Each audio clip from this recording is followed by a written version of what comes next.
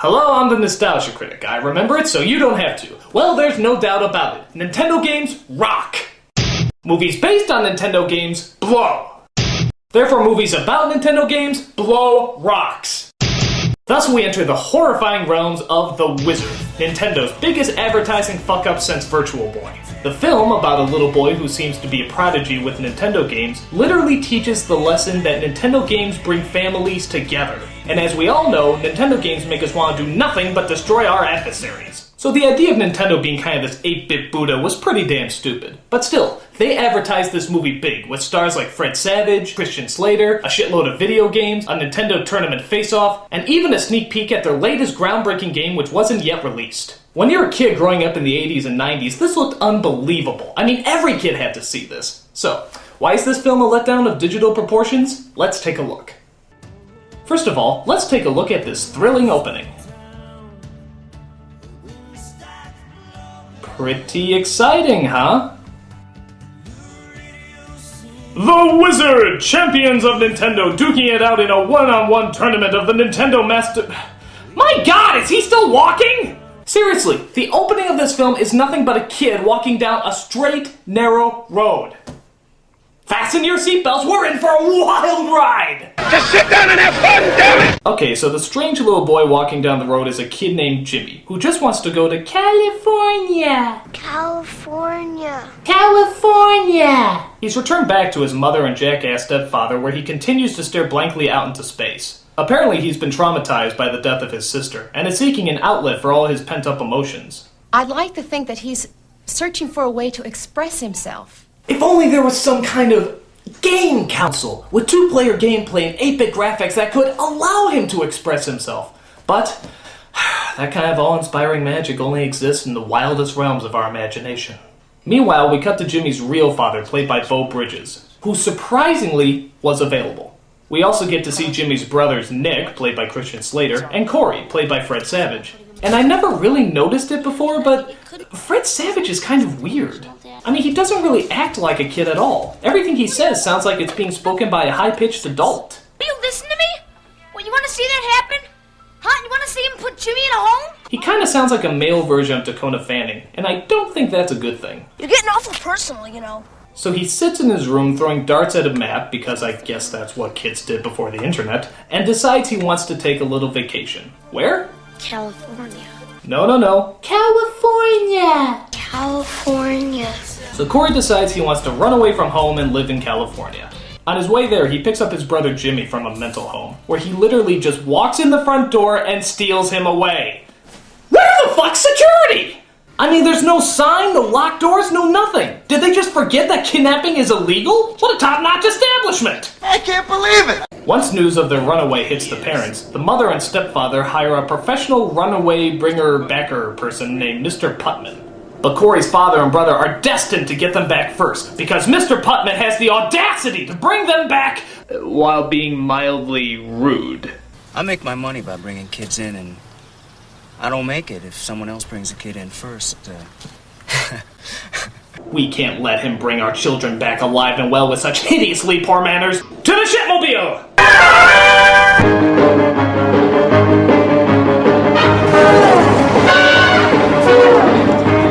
Meanwhile, Jimmy and Corey stop at a bus station, where they discover that Jimmy has a special talent for getting high points on Double Dragon.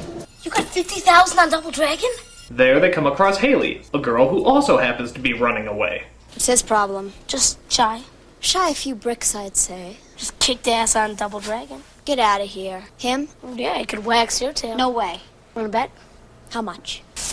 Got a bus ticket. Could cash it in. What kids talk like this? I mean, seriously, they all talk like 1980s businessmen. I mean, who raised them? Donald Trump? You're fired. Haley is shocked to find out that Jimmy does beat her at Double Dragon. A boy defeats a girl at a video game? Stop the presses! Your attitude sucks. Meanwhile, Corey's dad and brother continue to search for them after stealing the tree from Harold and Maude, and decide to stay in a hotel. There, Nick hooks up a Nintendo system, which seems to bring this father and son closer together. Doesn't take much intelligence to play that game, does it? You should know. Really close together. Wanna go grab a bite to eat?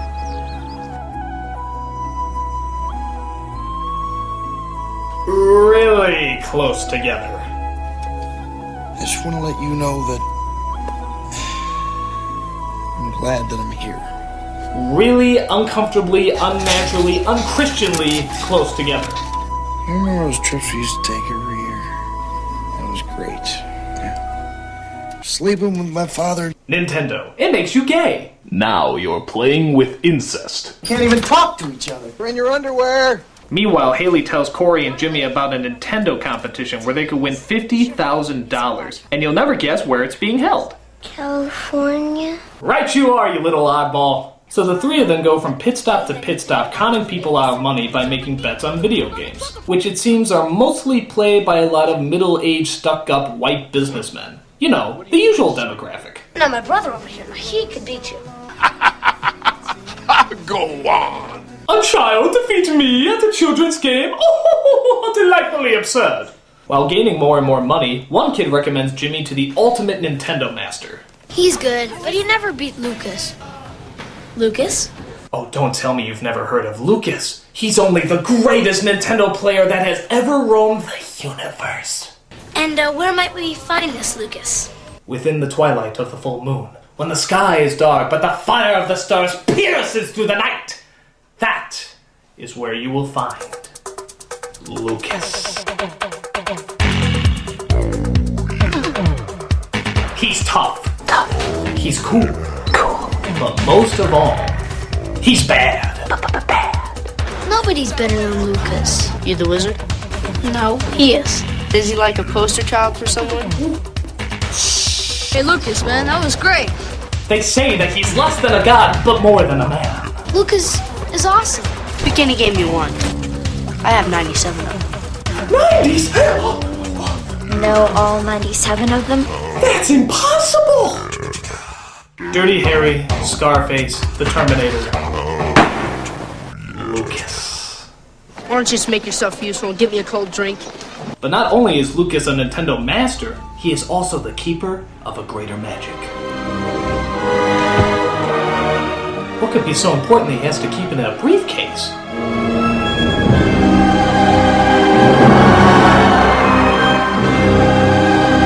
The legends were true. What is that? Power glove. It's even more beautiful than I imagined.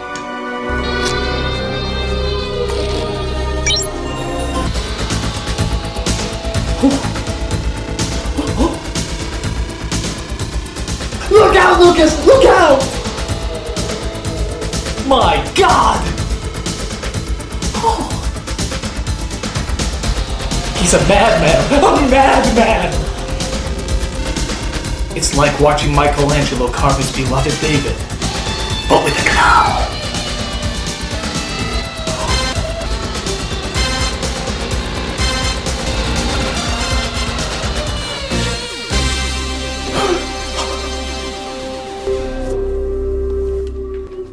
I love the power glove.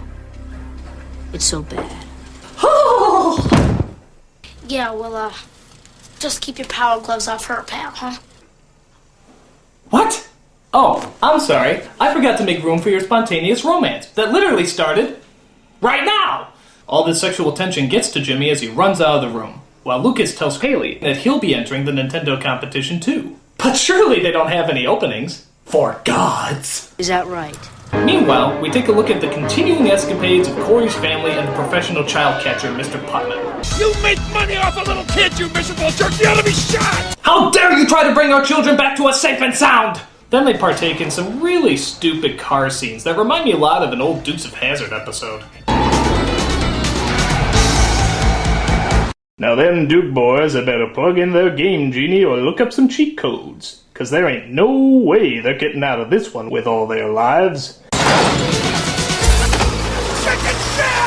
Nintendo. It makes you want to crash into people. Now you're playing with vehicular manslaughter. So to get ready for the tournament, Jimmy has to study as many Nintendo games as quickly as possible. While playing, they also enlist the help of a Nintendo Power Hotline. God bless you, Nintendo. Helping kids cheat the right way. That's a compliment. While that's going on, Mr. Putnam finally locates the kids outside the swimming pool at a local... Wait a minute!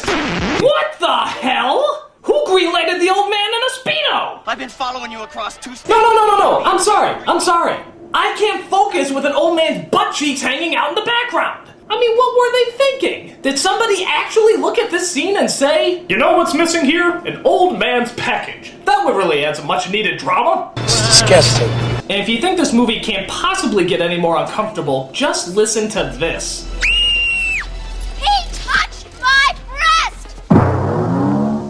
I touched her breast.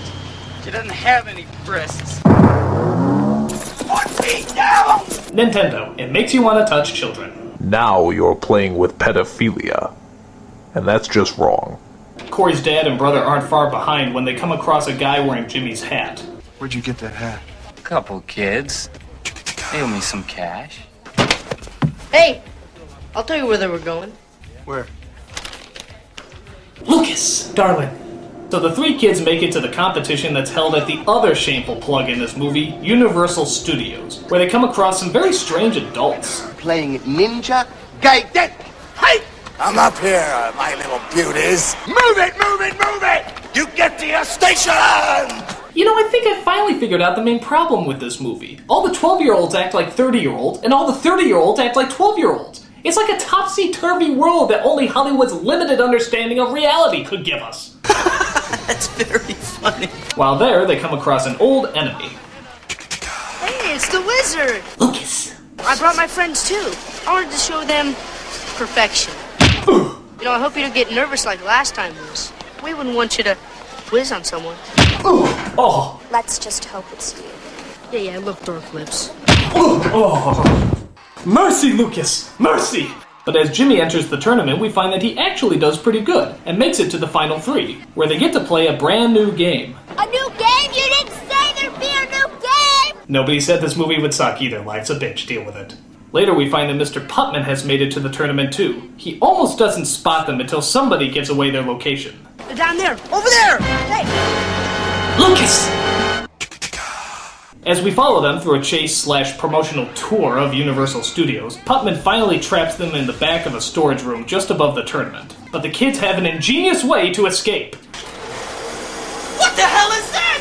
What? An elevator? What will they think of next? Phones? Horseless carriages? Automated mobiles? I hate you. So Jimmy makes it to the final round where we find the mother of all brand new games is finally revealed.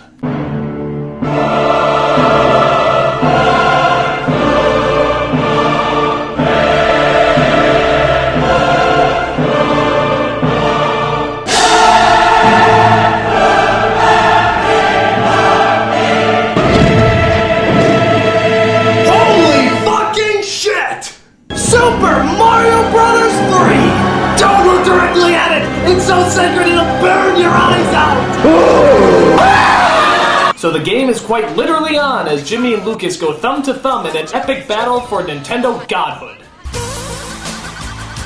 Come on, Jimmy, score!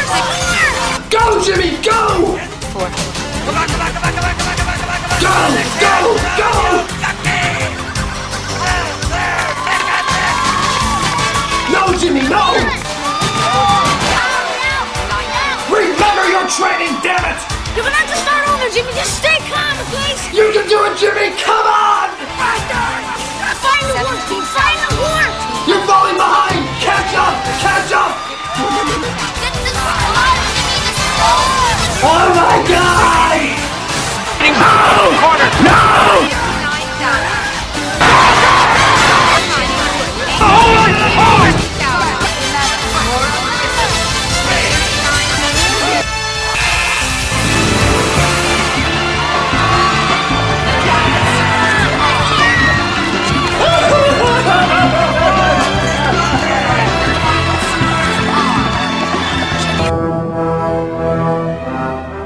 Don't worry, Lucas. You'll get him next time. So after he wins the tournament, everybody finally starts to head home. But Jimmy finds the dinosaurs that were in Pee-wee's Big Adventure and has to go in. So why did Jimmy want to go to California all this time? It's all of us. I guess just wanted to leave her in a place where she was happy. Wow, how phenomenally unsatisfying. I mean, how much more anticlimactic can you possibly get? If you're gonna have dinosaurs in a movie about Nintendo games, they better fucking eat somebody. Would it do any good? Bottom line, it's always more fun to actually play video games than it is to watch people play video games. And this movie is living proof of it. And on top of that, I think everybody's career actually got destroyed because of this movie. I mean, look at the director. What did he move on to? Just directing the majority of all the Malcolm in the Middle episodes. Okay, bad example. How about Fred Savage? Can you think of anything that he moved on to? What would you do if I sang? Okay, but I'm sure that Christian Slater kid never moved on to any kind of famous publicity.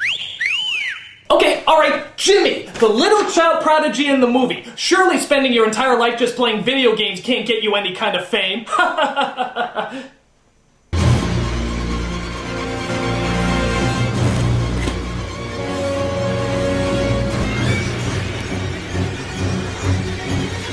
Oh my God!